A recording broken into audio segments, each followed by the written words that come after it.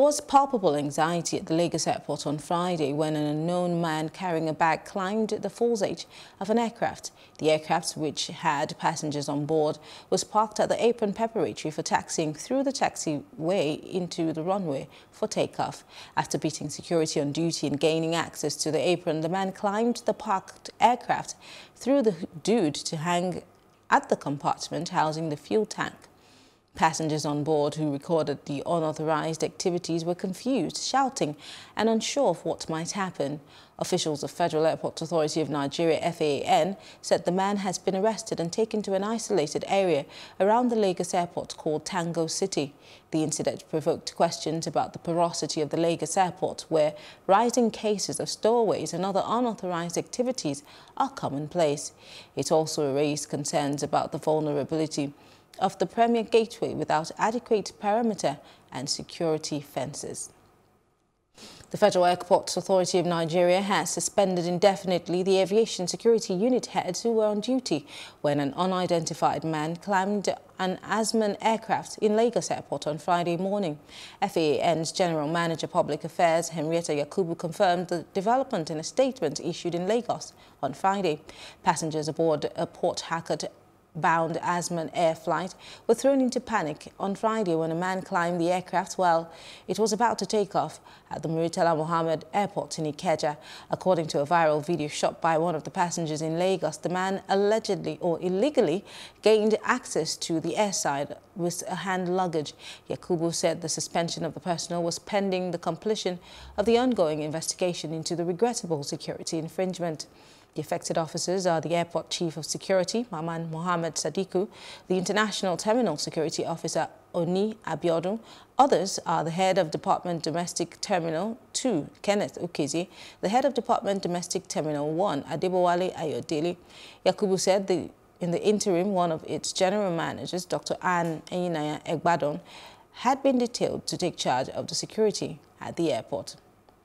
And joining us in the studio this hour is Blessing Wakama, a security expert. It's good to have you join us, Blessing. Thank you. All right, so of course you have seen that video. I'm sure you've seen it like a million times, either on social media or right now that we showed on TV. Yes, I did.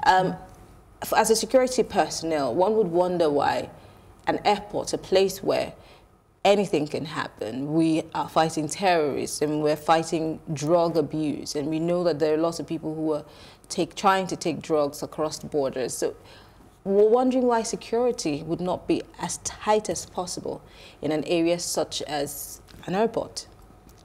Well, there are several factors that could have caused it, and it boils down to the security personnel. If we don't have enough security personnel on ground to patrol, to observe, and they don't stick to their posts, we have such things happening and they will recall. Now, looking at the incident, I'm sure they didn't notice him, because if they had seen him on the CCTV cameras, if it's been monitored at the time as a when due, they should have noticed and seen, not to the point of when the aircraft was about to take off. I believe trainings for security personnel should be conducted as often as possible. They should have more security guards on ground who patrol the airport itself, observing what is going on. They should have a lot of things in place. And again, like you said, CCTV cameras are in place. Somebody should be manning those cameras, if not more than one person. Yeah. And of course, the areas that are close to the where the runways should also be highly monitored. Yes. I mean, I'm really wondering, that's how it's supposed to be. How many more of these things must have happened or gone, you know, unreported?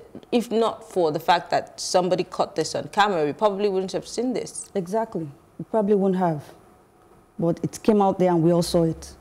And so for passengers, because thank goodness it was passengers who recorded this and put it out there, if you find yourself in a situation such as this, and especially we could hear them say, we don't know what's in that bag, and we are, again, in an age where insecurity and terrorism is a big deal.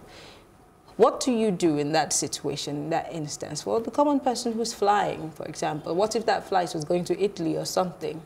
No, I believe everybody should have to have evacuated the plane. Do a proper security check on whatever. But we kept hearing the passengers say, open the plane, and we could hear another voice on the other side saying, just calm down, security will come. But there was no security for as long as that went on. That's to show you the porosity in the system. In such incident, it shouldn't take up to how many seconds when the incident should have been reported, because I'm sure the flight, the captains would have called to report such incidents, and you have security on ground who would have come. But for the guy to come down from the engine, have the time to even climb the wings and still come down and stand, and so you can tell how long that is. So, and if there was no immediate approach to what exactly, to attack what exactly happened at that point in time, then it shows that our security is not, they're not on point on their duties. And some people, looking at that video, some people actually thought that he was, you know, not okay, like he was mentally challenged because of how he was walking around. But the people would also say that he could have been pretending. It could have been something, you know, staged. We can assume all that. We can assume all that.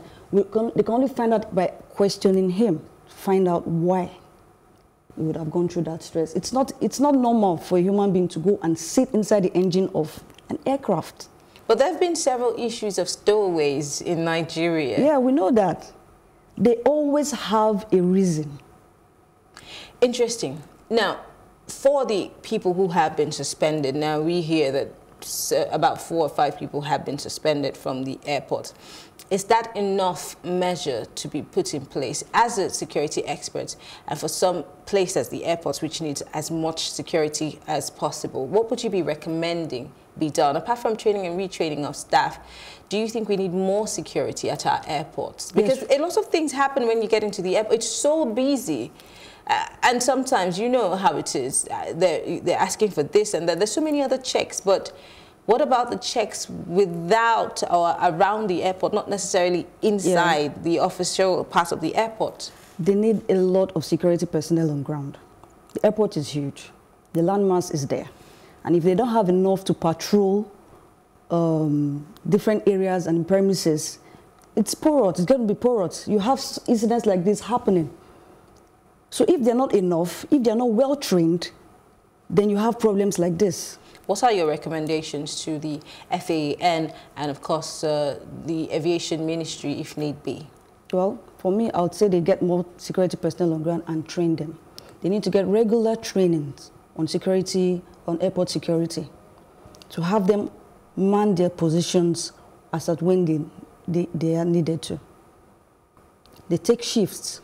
They need to be mentally stable.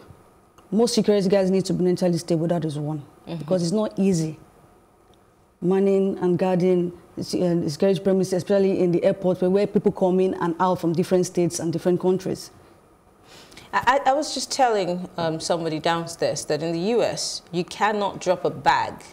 You can't say, please hold my bag, I want to go to the bathroom. You can't.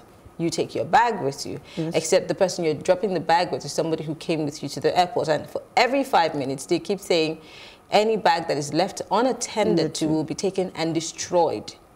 But in Nigeria, I mean, that doesn't really happen, does it? Because it doesn't. Instead, what we see is a lot of people are trying to get money from you to help you buy tickets. Or, carry your bags, and we're not really concerned about security per se. That is now based on individuals. A lot of us are not security conscious. We're not security conscious, even to the next person beside you. Knowing what to do, be alert. Every individual has to know what to do. Every individual has to have that awareness in terms of security, not just for yourself, not just waiting for the forces or the security guards on ground to do something for you, but for your own personal self. Every individual has to have that security alertness in them. So if they're not aware, if they're not sensitized on issues like this, they won't know what to do. Let's talk about the perimeter fencing at the airport, because that's one of the things that was mentioned in this story, that there's a porousness and then the perimeter fencing has to be checked. Is there really a perimeter fencing at the airport? Yes, there is. There is. I know I've been to one of the boundary lines and I've seen the fence Or the fence to the because the every airport. time I fly, I can't really remember for the Lagos airport, but for the Port Harcourt airport, I can barely see a perimeter fencing. Yeah, per from se. above, it's hard Even to when see you're it. landing, it's like you're just That's seeing to show you the bush. land mass Yeah. of the airport. It's quite wide. I've been to the boundary line and I'm like, what's this fence for? They said it's the airport fence. And I look at it like, wow. And you can see, you can look far ahead and you don't see anybody. You hardly see security guys patrolling. We know, yes, it's that wide, but at least they should have, you know, shifts in checking out these boundary lines. Because I remember 2 years ago, if I'm not mistaken, cows were found on the runway at the Omagua International Airport. And so it brings to question that issue of perimeter fencing, because what would give a herder the temerity to bring the herd into the airport if there is a perimeter fencing? Well, in some of the airports, yes. Some are porous, they're just open landmass. And if, like, the herdsmen could pass through, they probably didn't know that it's a boundary line. It's probably, maybe they didn't, maybe they saw a sign, but they can't read and it's not there. But if there are not regular personnel there, on time to time, passing, checking, observing, you know, they probably won't know that this is where they're not supposed to go beyond. And so if these guys are not there, if people don't see them regularly, oh, these guys, you know, that this is a no-go area, security guys patrol here all the time, you know, you're not supposed to be there. Even a normal human being saying it will know that, oh, yeah, I'm not supposed to go beyond it's my limit. Yeah. All right. Well, we want to say thank you to you, Blessing Wakama, for speaking with us. She's a security consultant.